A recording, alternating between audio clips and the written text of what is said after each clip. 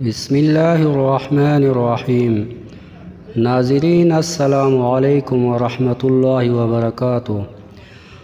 عمر بن العاص رضی اللہ تعالیٰ عنہ نے عمر فاروق رضی اللہ تعالیٰ عنہ کے پاس مصریوں کی ایک جاہلانہ رسم کی اطلاع بھیجی۔ وہ یہ کہ مصری لوگ ہر سال دریائے نیل کو ایک بچی کی قربانی دیتے ہیں اور مجھ سے کہتے ہیں کہ اے امیر، دریائے نیل کا یہی طریقہ ہے، یہ اس عمل کے بغیر نہیں بہے گا۔ عمر بن عاص نے ان سے پوچھا اس کی کیا شکل ہے؟ انہوں نے بتایا کہ جب اس مہینہ کے پورا ہونے میں 12 دن باقی رہ جاتے ہیں تو ہم ایک کنواری بچی کو اس کے والدین سے مانگتے ہیں اور اس کے والدین کو راضی کر لیتے ہیں، پھر اس بچی کو بہتر سے بہتر زیور اور کپڑے پہناتے ہیں اور اسے لا کر اس دریا میں ڈال دیتے ہیں۔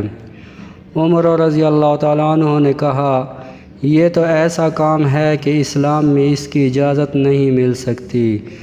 اسلام تو اپنے سے پہلے کے غلط عقائد کو مٹا دیتا ہے۔ چنانچہ کچھ سالوں تک ان لوگوں نے وہ کام نہیں کیا تو نیل کا بہاؤ بھی رک گیا اور پانی اپنی جگہ پر بالکل ٹھہر گیا۔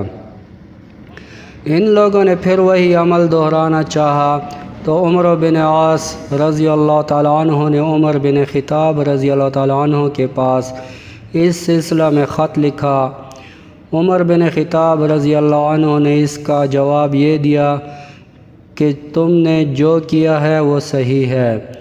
میں اپنے اس خط کے لفافے کے ساتھ کاغذ کا ایک ٹکڑا بھیج رہا ہوں، اسے تم دریائے نیل میں ڈال دینا۔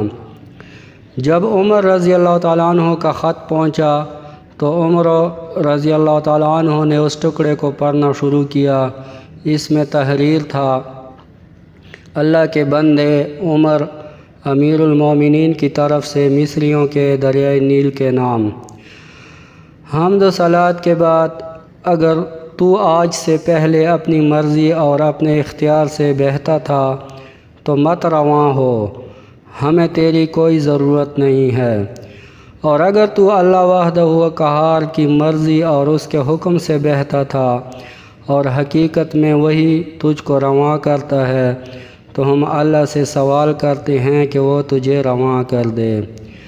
عمر بن عاص رضی اللہ تعالیٰ عنہ کا بیان ہے کہ وہ ٹکڑا دریائے نیل میں ڈال دیا گیا، اور جب ہفتے کی صبح وہاں لوگ پہنچے تو دیکھا کہ ایک ہی رات میں اللہ نے دریائے نیل میں 6 ہاتھ پانی اوپر کر دیا ہے۔ اسی وقت سے اللہ نے مصریوں کی اس بری رسم و رواج کو آج تک کے لیے مٹا دیا۔ آپ دیکھ رہے ہیں کہ عمر فاروق رضی اللہ تعالیٰ عنہ نے اس ٹکڑے میں توحید کا خلاصہ کر دیا تھا، وہ یہ کہ دریائے نیل صرف اللہ کی قدرت و مشیت سے بہتا اور رواں ہوتا ہے، اور لوگوں کے دل و دماغ میں بیٹھے ہوئے فاسد عقیدہ کی خرابیوں اور شبہات کو دور کر دیا۔ آپ کے اس حکیمانہ اسلوب دعوت نے مصریوں کے دلوں میں اس عقیدہ کو مٹا دیا۔ تو پیارے دوستو، اگر یہ ویڈیو پسند آئے تو اس چینل کو لائک اور سبسکرائب ضرور کر دیں۔